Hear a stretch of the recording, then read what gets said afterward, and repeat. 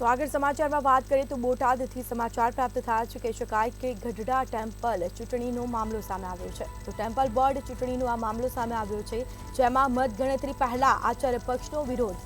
તો આચાર્ય પક્ષ દ્વારા વિરોધ કરવામાં આવ્યો. ગઢડા ગોપીનાથજી મંદિરમાં મતગણતરી છે, તો મતગણતરીમાં પેન કાગળ નહીં લઈ જવાનો વિરોધ કરવામાં આવ્યો છે. આચાર્ય પક્ષના એસપી દ્વારા વિરોધ કરવામાં આવ્યો છે. તો થોડી વારમાં જ મતગણતરી શરૂ થશે. તો સમાચાર પ્રાપ્ત થયા છે ગઢડા ટેમ્પલ બોર્ડ ચૂંટણીનો મામલો. મતગણતરી પહેલા આચાર્ય પક્ષનો વિરોધ કરવામાં આવ્યો. ગઢડા ગોપીનાથજી મંદિરમાં મતગણતરી છે, તો મતગણતરીમાં પેન કાગળ નહીં લઈ જવાનો વિરોધ કરવામાં આવ્યો છે. આચાર્ય પક્ષના એસપી દ્વારા આ વિરોધ કરવામાં આવ્યો છે. તો કહી શકાય કે થોડી વારમાં જ મતગણતરી શરૂ થશે. તો ચુસ્ત પોલીસ બંદોબસ્ત ગોઠવી દેવામાં આવ્યો. મતગણતરી પહેલા આચાર્ય પક્ષ દ્વારા વિરોધ કરવામાં આવ્યો છે. તો ગઢડા ગોપીનાથજી મંદિરમાં મતગણતરી છે આજે. મતગણતરીમાં પેન કાગળ નહીં લઈ જવાનો વિરોધ કરવામાં આવ્યો. તો આચાર્ય પક્ષના એસપી દ્વારા આ વિરોધ કરવામાં આવ્યો છે. થોડી વારમાં જ મતગણતરી શરૂ થશે.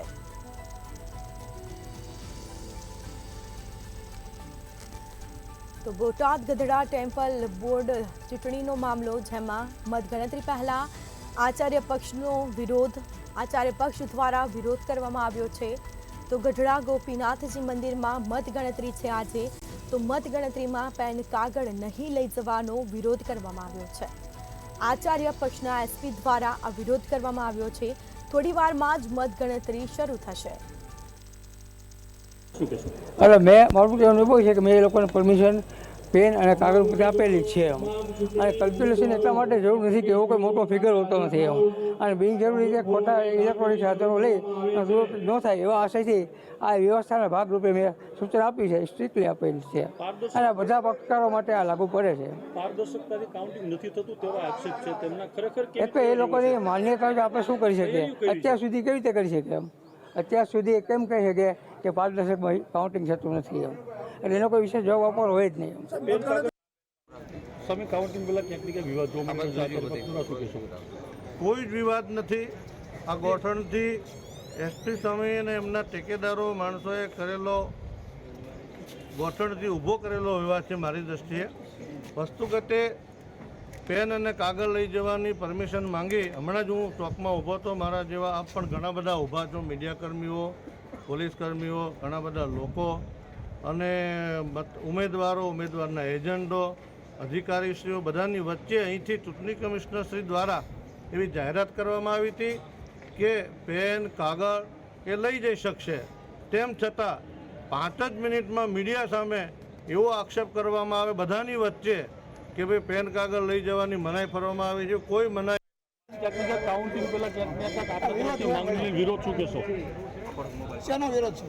મતગણતરીમાં પહેલાં તો એવું કીધું કે પેન કાગળ કાંઈ લઈ જવા દેવામાં નહીં આવે અને ત્યારબાદ અમારા ઉમેદવારો એને બધાએ રજૂઆત કરી ત્યારે અત્યારે ચૂંટણી અધિકારીએ કીધું કે ભાઈ તમે લેખિતમાં અરજી આપો. એટલે અમે લેખિતમાં અરજી આપી હતી અને ચૂંટણી અધિકારી અત્યારે ઓરલી અમને એવું કીધું છે કે ભાઈ પેન કાગળ લઈ જવા દેવામાં આવશે. તો કીધું કેલ્ક્યુલેટર શું કરવા નહીં, કેલ્ક્યુલેટર વગર તો કાઉન્ટિંગનો આંકડો ન થાય. તો આ તો અત્યારથી જો આ પોઝિશન હોય તો કાઉન્ટિંગની અંદર શું થશે, માટે અમને દહેશત છે અને એટલા માટે અમે અરજી આપીએ છીએ. અને સૌપ્રથમ ગ્રસ્ત વિભાગનું ગણાવવાનું છે તો ત્યાગીને અંદર જવાની જરૂર નથી.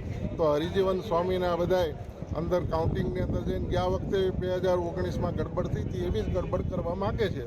માટે અમે ચૂંટણી અધિકારીને અરજી આપી છે કે ગ્રસ્ત વિભાગની અંદર કોઈ ત્યાગીએ કાઉન્ટિંગની અંદર જવું જોઈએ નહીં ચૂંટણીના નિયમ મુજબ. અને એ લોકો એમને હા પાડે છે. આ મારો વિરોધ છે અને કેલ્ક્યુલેટર કાગળ અને પેન અમને લઈ જવા દે.